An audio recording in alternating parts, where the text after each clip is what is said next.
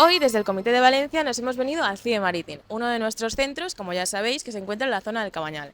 Y hemos venido para conocer un proyecto de promoción de salud sexual y acompañamiento digital dentro del colectivo LGTBIQ+, sobre todo y especialmente para personas que practican el chemsex. Vamos a hablar con Zaira, una de las trabajadoras del centro, que nos va a explicar en qué consiste.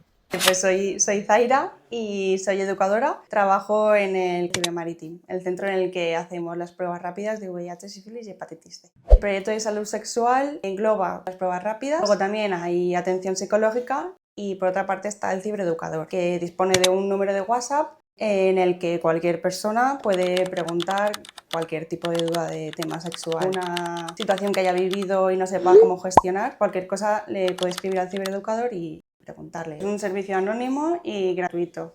El objetivo, yo diría, que es hacer más accesible la salud sexual. Muchas veces sigue siendo un tema tabú, no sabes dónde recurrir o quizás tenemos cierto reparo en acudir a nuestro médico. Hay unos eventos que organiza el comité, como es el Visibles Festival, y hay otros eventos en los que participamos, dando preservativos, dando flyers y la información del cibereducador. Nos vamos ya del CIE Marítim, pero con la idea de que cuidar de nuestra salud sexual está al alcance de un clic, gracias a nuestro cibereducador y profesionales que trabajan en el centro y que nos acompañan desde lo digital. Recordamos que cuidarse pues también es quererse.